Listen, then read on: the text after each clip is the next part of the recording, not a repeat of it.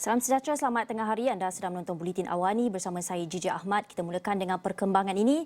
Hari ini hari ketiga pemimpin parti politik ke Istana Negara untuk menghadap Yang di-Pertuan Agong Al-Sultan Abdullah Riayatuddin Al-Mustafa Billah Shah. Presiden UMNO Datuk Seri Dr. Ahmad Zahid Hamidi tiba di Istana Negara sekitar 9.55 pagi tadi. Kita terus bersama rakan di lokasi untuk perkembangannya.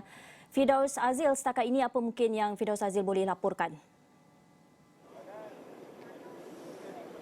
Baik, terima kasih Gigi yang melaporkan.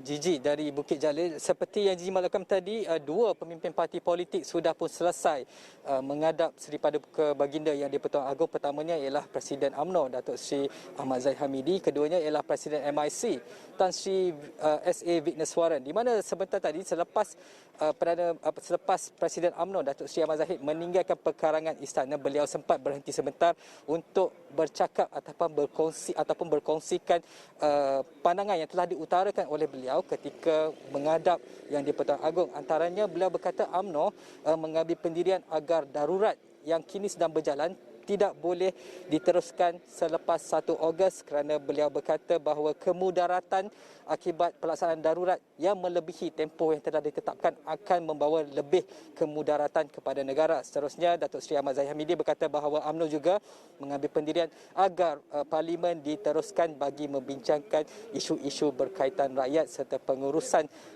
pandemik COVID-19.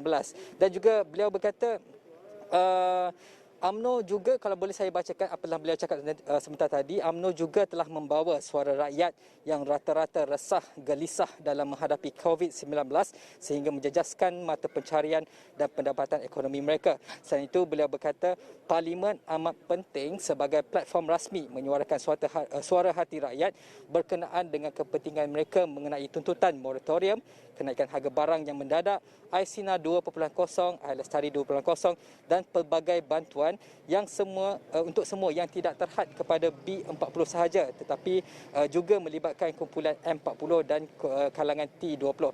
Seterusnya, media juga sempat bertanyakan sama ada beliau juga membangkitkan isu ataupun cadangan yang telah dibawa oleh bekas Perdana Menteri semalam Tun Dr. Mahathir Mohamad yang mencadangkan agar ditubuhkan kembali badan seperti Majlis Gerakan Negara. Beliau berkata bahawa perkara itu tidak dibangkitkan sewaktu pertemuan dengan Seri Paduka Baginda Yang di-Pertuan Agong, tetapi beliau secara peribadi merasakan bahawa perkara itu adalah salah satu daripada keadaan loma yang di luar daripada apa yang sedia ada, kerana menurutnya darurat sekarang ini sudah mencakupi soal-soal pengurusan pandemik COVID-19. Dan juga beliau mendakwa bahawa cadangan itu cadangan penubuhan anggaran itu digunakan untuk kepentingan pihak-pihak tertentu. Itu antara apa yang telah sempat dikongsikan oleh Presiden UMNO itu kepada media.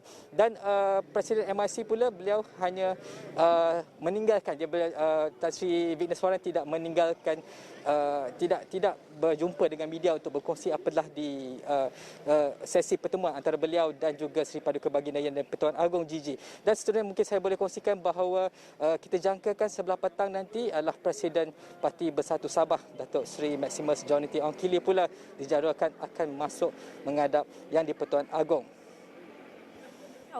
Melihat daripada hari ketiga petugas media berkampung di hadapan Istana Negara, mungkin Firdaus boleh kongsikan keadaan pengamal-pengamal media yang berada di sana ketika ini.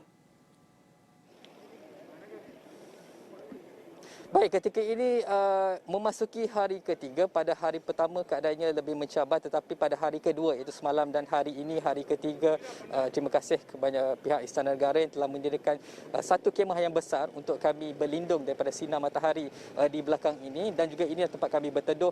Dan juga terima kasih kepada pihak-pihak tertentu yang menyediakan makanan dan minuman untuk kami para petugas media yang sedang berkampung di luar perkarangan Istana Negara. Tapi seterusnya kita tetap akan menunggu sehingga petang nanti untuk memastikan semua ketua-ketua pemimpin parti politik yang telah dijadualkan hari ini dapat kita cover dengan sebaik mungkin, Gigi.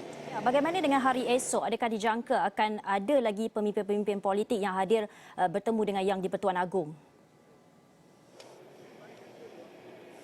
Okey, kalau mengikutkan laporan asal, esok dan Ahad tidak ada, tetapi dijadualkan yang seperti telah disahkan oleh pejabat Ketua Menteri Sarawak sebelum ini, iaitu perjumpaan antara ketua-ketua parti gabungan Parti Sarawak GPS yang diketuai oleh Ketua Menteri sendiri, iaitu Datuk Abang Johari Tun Openg. Mereka akan mengadakan pertemuan ataupun sesi menghadap itu akan diadakan secara maya ataupun dalam talian dengan Yang di-Pertuan Agong melalui aplikasi online pada hari Isnin, kalau tak salah saya, pukul 11 pagi. Apa-apa pun itu juga akan kita terus kemas kini dari semasa ke semasa.